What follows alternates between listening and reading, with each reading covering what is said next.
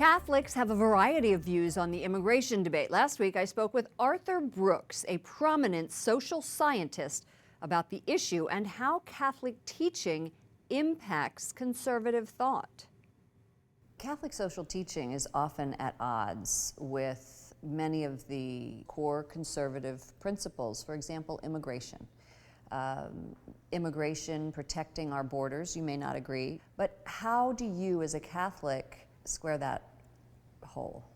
There are a number of areas where we think of Orthodox conservative ideology is at odds with Catholic social teaching. That's not necessarily the case. There's a lot of divergence in American conservatism. So for today, we take a big issue like immigration. There are conservative thinkers who are immigration restrictionists in ways that most Catholic teaching would find noxious. There are others who believe that there are good ways to keep the sovereignty and the security of a nation while at the same time embracing in a humane way both low skill and low income immigrants and welcoming in more high skill, high income immigrants.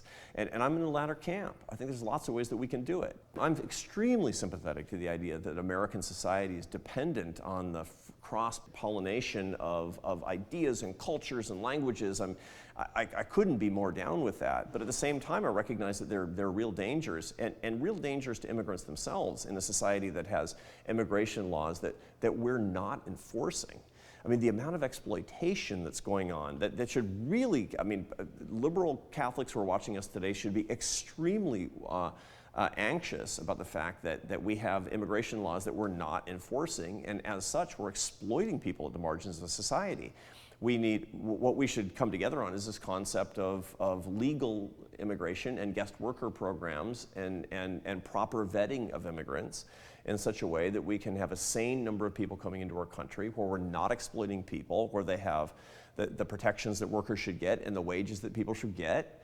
And we're not offering willy-nilly people citizenship where that's not appropriate and not at the will of the American people. We can satisfy Catholic social teaching and we can satisfy conservatives at the same time. Where are you on Dreamers?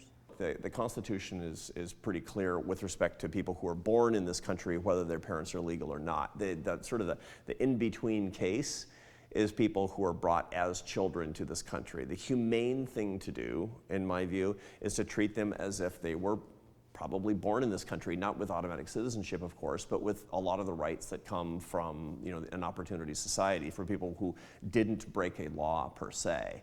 I mean, it's one of these deals where our church teaches very clearly that you can be born in circumstances of great sin if your parents aren't married, for example. But that's not your sin. You didn't do it, right? So let's have an extension of that with respect to the American experiment. I think that this makes for better policy if we follow that social concept.